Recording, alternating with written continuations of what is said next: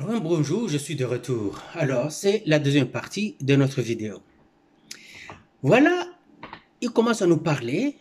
Ils ont été très courts. Ils nous disent, vous pouvez faire l'armée, même si vous avez d'autres occupations dans la réserve canadienne, et vous n'êtes pas obligé d'être dans une garnison à temps plein chaque jour à courir dans la boue, tout ça. Non, vous allez faire l'armée à temps partiel pendant vos vacances ou seulement les fins de semaine, donc samedi et dimanche. Et vous serez payé samedi et dimanche pour avoir passé 2 jours seulement dans la garnison. Ah bon? Très intéressant. En plus, vous qui êtes aux études, on va payer vos études. Oh, je me suis dit, enfin, je n'ai plus à m'endetter auprès du gouvernement pour payer mes études.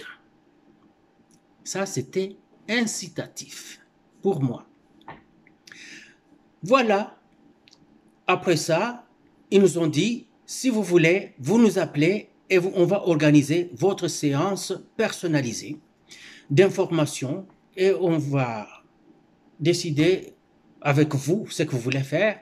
Il y a plusieurs métiers dans l'armée.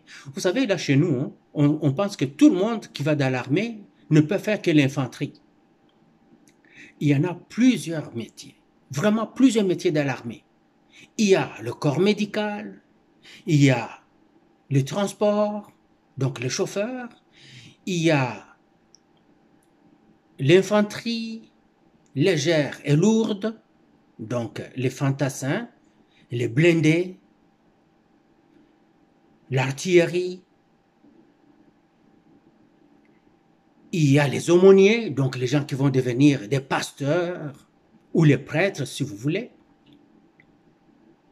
Il y a plusieurs métiers, d'autres qui ne me reviennent pas comme ça à l'esprit tout de suite là, mais il y en a plusieurs. Je me suis dit, ça c'est intéressant. Alors, après ça, c'était la bouffe, on a mangé à n'en pouvoir plus, et puis on est parti. Puis j'ai appelé moi-même, et voici comment c'est parti. Je me suis fait inscrire, on m'a appelé dans une garnison de réserve.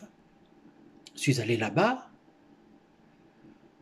j'ai prêté serment, on m'a donné un numéro, on m'a donné un numéro matricule, j'ai prêté serment et voilà comment j'ai été recruté, mais d'abord dans la réserve parce que j'étais résident permanent et surtout comme j'étais aux études et je ne voulais pas arrêter mes études. J'ai commencé à aller seulement les samedis et les dimanches en garnison dans cette unité que j'avais choisie qui était une unité de la marine. Donc j'étais marin. C'était très intéressant. On me payait pour les 2 jours. Je passais une journée là-bas avec d'autres personnes. On apprenait les rudiments de l'armée. Et puis, le premier été, on m'a envoyé faire mon cours de qualification militaire de base. Et là, c'était à temps plein. Pendant 3 mois, c'était difficile. J'ai fait ça, mais moi, j'ai été chanceux parce qu'au lieu de m'envoyer là où on envoie les forces de réserve, on m'a envoyé directement où on envoie des forces régulières, donc le soldat professionnel de chaque jour. Et c'est là qu'on m'a envoyé. Ce n'était pas facile parce que je n'étais pas... J'étais jeune, mais pas aussi jeune que les gens qui étaient là, parce que ceux qui étaient là n'avaient qu'à peu près... il y en avait qui avaient 17 ans, sous recommandation de leurs parents, mais 18 ans. Eux-mêmes, ils s'étaient portés garant, eux-mêmes, 18 ans et 19 ans. C'était à peine ceux qui avaient 20 ans, mais c'était vraiment 17 ans, 18, 19, 20 ans. Et moi, j'étais le plus vieux de la promotion. Vous voulez savoir à quel âge? Non, calmez-vous les émotions là. Je n'étais pas vieux, mais j'avais plus de 20 ans. Voilà. Curieusement, j'étais le plus en forme, vu que Toute ma jeunesse, je l'ai passée à faire des sports, les arts martiaux et tant d'autres choses que je faisais. Ça m'a donné l'avantage. Les jeunes gens qui sont arrivés, ils n'étaient pas en forme du tout, mais ça n'a pas été long. Ils m'ont rattrapé parce qu'ils sont jeunes, ils apprennent plus vite, le corps en prend beaucoup plus. C'est que ça a pris quelques semaines, mettons un mois maximum. Oui, ils m'avaient rattrapé. Mais j'ai dû prendre des débouchés doubles pour rester au top. Et quand on a fait les tests d'endurance pour nous qualifier, nos endurances à nous, avant la graduation, je vous assure qu'il n'y avait qu'un seul qui m'a battu. Et le seul qui m'a battu, qui a le brevet doré, et moi j'ai eu le brevet rouge, donc c'était or, rouge, bleu. Bleu, c'est tout le monde. Rouge, c'était l'élite. Doré, il n'y avait qu'un seul. Et le seul là, qu'il a eu, il l'a eu parce que l'instructeur a commis l'erreur. Parce que pendant que nous sommes en train de faire ce test-là, il y a un instructeur qui m'appelle par mon nom. Quand il m'appelle par mon nom, j'arrête pour l'écouter. Et c'est en ce moment-là que mon collègue Beaulieu a pris 1 mètre d'avance sur moi. 1 mètre seulement. Mais pour rattraper 1 mètre, rendu au point que nous étions rendus, je n'étais plus capable. J'ai essayé de me défoncer. Je le talonnais, mais je n'étais plus capable de couvrir le 1 mètre pour être avec lui. Du tout, du tout, du tout. Et il a eu l'or. Et moi, j'ai eu le rouge. Voilà. Donc, je suis devenu militaire comme cela. Et curieusement, l'été qui suivait, j'ai eu mon tout premier déploiement immédiatement. On m'a déployé en théâtre de combat en Bosnie. Et c'est par folie que je suis parti. On était à notre unité de réserve. Nous voyons l'adjudant-maître qui entre. Il dit, nous cherchons des volontaires pour un déploiement en Bosnie. Je me suis dit, waouh! J'ai levé ma main. Mais je ne savais pas dans quoi je m'embarquais. Nous étions 3, les autres n'ont pas voulu. Et je vous ai dit que j'étais résident permanent. Mais on ne peut pas me sortir du Canada sous ce statut-là. On devait me sortir du Canada comme citoyen canadien. Ce que l'armée a brûlé les étapes. Ce que l'armée a appelé l'immigration. Ils ont dit, nous avons un soldat que nous voulons envoyer en mission. Il est résident permanent. Mais nous ne pouvons pas l'envoyer en mission sans qu'il ne soit citoyen canadien. Ils ont dit, qu'est-ce que vous voulez de nous? Donnez-lui le statut de citoyen canadien, tout de suite.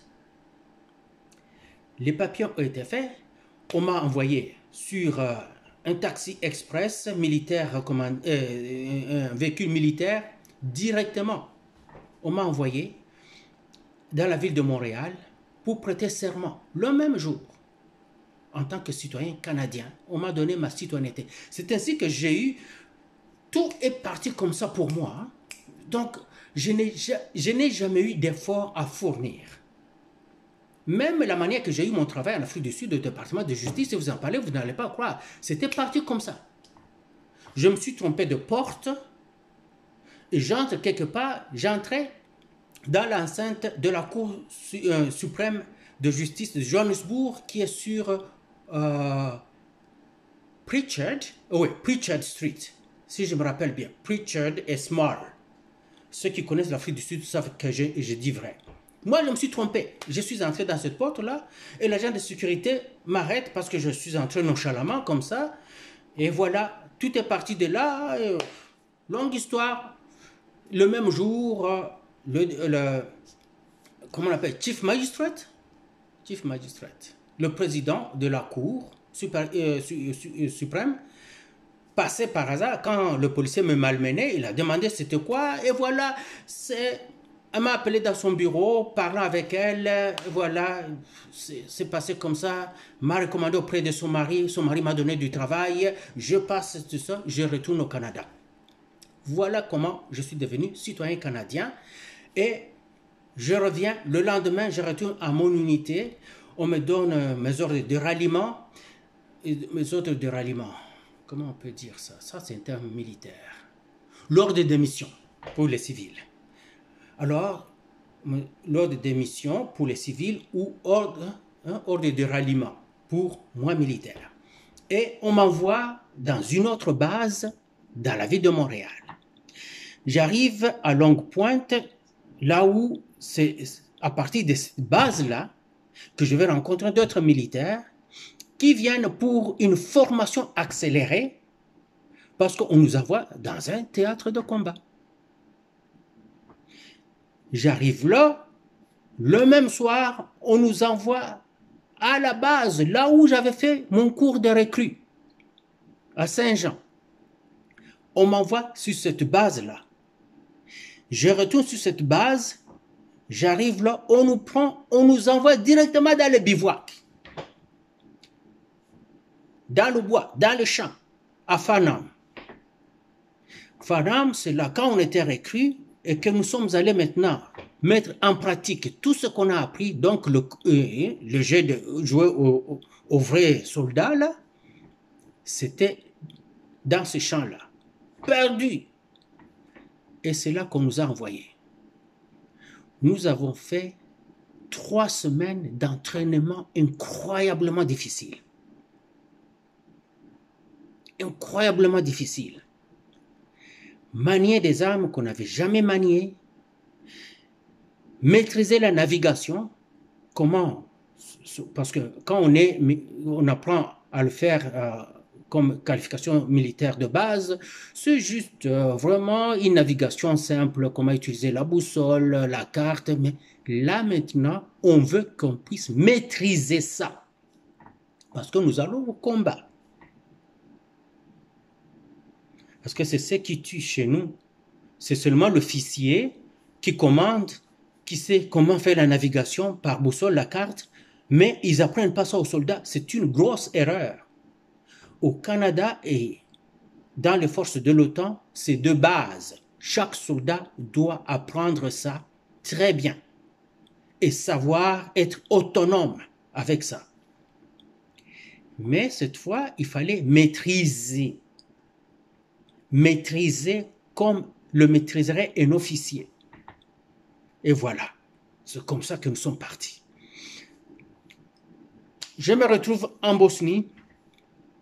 Là encore, une grosse erreur va se commettre. Vous voyez, moi j'arrive, je suis noir. J'arrive d'une unité de réserve de la marine. On me déploie dans des unités, des gens qui venaient d'une autre unité de combat de Winnipeg, qu'on appelle les PPCLI,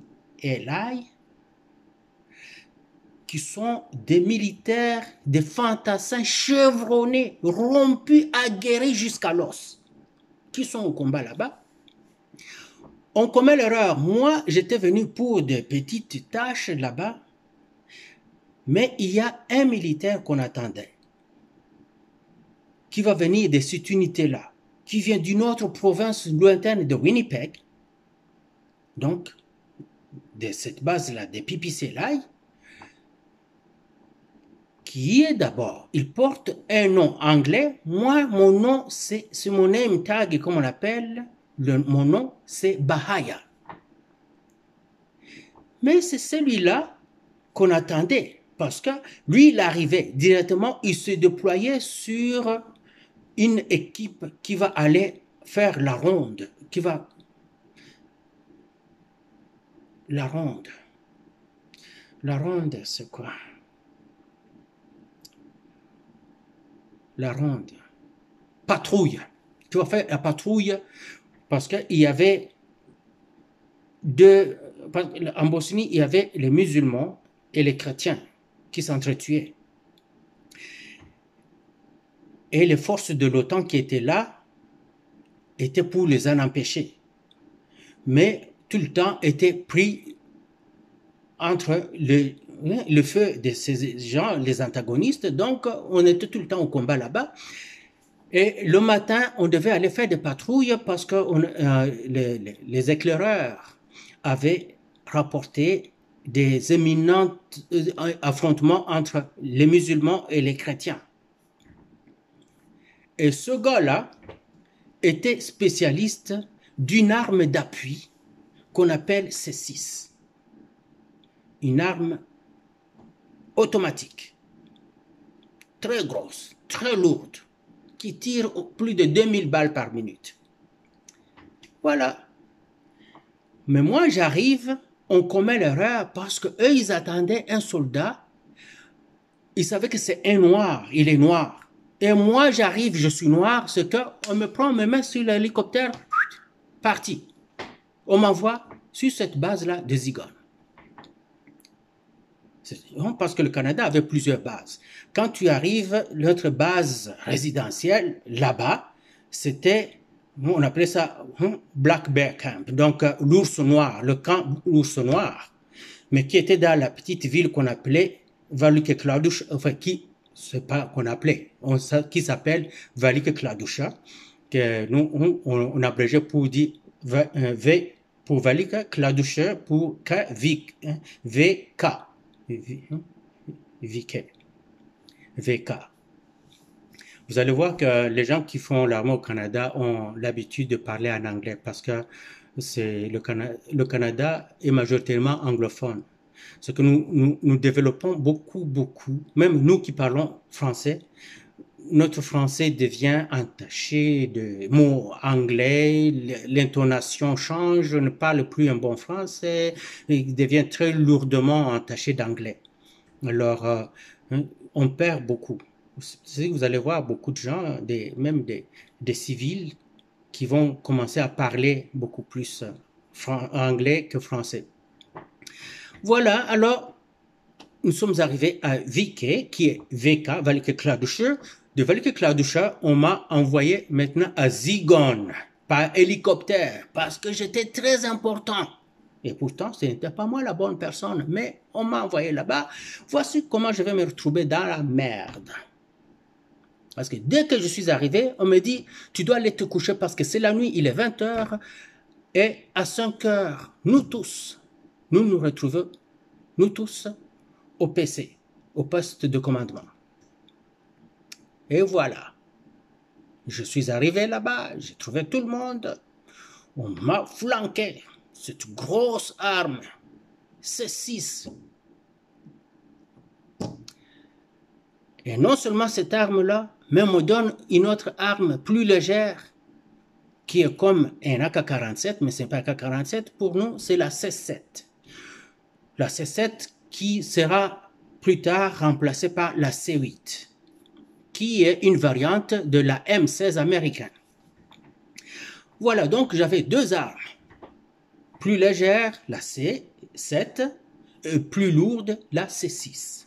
Elle est de fabrication belge. Mais c'est la grosse arme que le soldat d'infanterie va utiliser au Canada, qui est une arme d'appui. Donc, s'il y a une section, chaque section va avoir un membre qui porte la C6 pour appuyer les autres. Donc, le couvrir s'ils doivent se déplacer. Lui, il peut engager les ennemis parce que ça tire sans cesse automatique. Et pendant ce temps-là, il se déplace d'une manière tactique, si vous comprenez. Alors, je vous ai parlé de tous ces détails, mais ce n'est pas important parce que la question est partais toujours de mon ami qui me demandait comment je suis arrivé là. C'est pour ça que je vous ai parlé de toutes ces choses. Et je lui ai dit pourquoi l'armée, c'est le service noble par excellence. En parlant du ciel, Dieu a des soldats qui sont les chérubins, dont le chef d'état-major, le Chiwewe des chérubins, c'est Michael. Et je lui fais comprendre toutes ces choses-là pour qu'il comprenne que si chez nous, nous sous-estimons le soldat, c'est à cause de nos autorités. Mais dans les pays de l'OTAN, le soldat a une valeur inestimable. Une valeur inestimable. Ils savent que si ces pays sont riches aujourd'hui, c'est grâce à leurs soldats qui ont été faire la guerre pour que l'Occident puisse s'affirmer et commencer à piller les pays pauvres.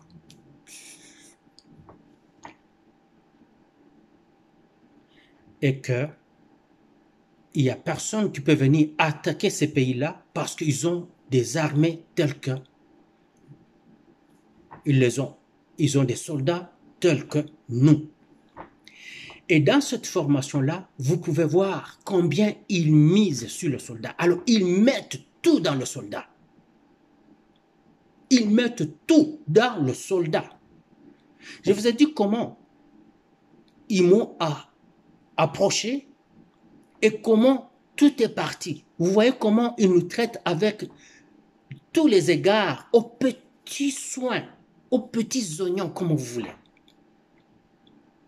Parce qu'ils savent que c'est le soldat qui tient le pays ici.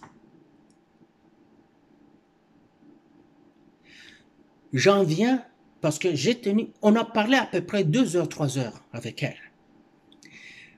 Je vais vous parler du soldat congolais. Parce que la troisième partie, je vais parler du soldat congolais, du soldat des FARC, Forces armées congolaises. J'aime pas les appeler FARDC. C'est comme si je baissais leur qualité. Parce que les FARDC, c'est cette pourriture de Kabila qui nous a amenés à mettre les Rwandais, les Ougandais, je ne sais pas, les Kenyans, tout le monde là-dedans. Et des gens qui n'ont jamais fait l'armée, qui deviennent des généraux, tout ça. Alors, moi, je préfère parler des FARC, Forces armées congolaises, donc ces soldats qu'on est en train de former sous Tshisekedi. Je vais en parler dans la troisième partie, qui leur est dédiée. À tantôt.